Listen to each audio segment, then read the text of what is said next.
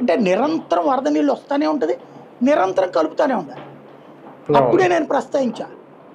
ఇప్పుడు మొన్న ఏమైంది, ఎందుకని నీళ్లు కొండవీటి బాబు నీళ్లు చంద్రబాబు ఇల్లు ఇవన్నీ ముంచినాయి అంటే, కృష్ణానదిలోనూ వరదలు వచ్చి కొండవీటి బాబుకి వరదలు వచ్చాయి. అప్పుడు ఎట్ట వెళ్తాయి ఎత్తిపోతల నీళ్లు? ఇక్కడ వచ్చిన నీళ్లు కృష్ణలోకి పోయాలండి. కృష్ణ కూడా నిండిపోయి ఉన్నప్పుడు ఎట్లాగా? అదే కదా మనం జరిగింది.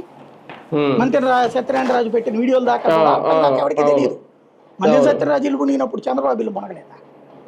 దాన్ని ఇసుకలేసుకుని అంతవరకు నీళ్లు రాలేదంటే, రాకుండా అయితే కానీ చంద్రబాబు గారు అక్కడ ఎందుకు ఉన్నారు? విజయవాడలో ఆ ఏరియాలో నీళ్లు వచ్చినాయి, జనం అందరూ చూశారు.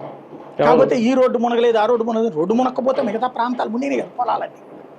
అది కొండవీటి వాగు వాటర్, కృష్ణ వాటర్ కాదు. అది నేను అప్పుడే చెప్పాను.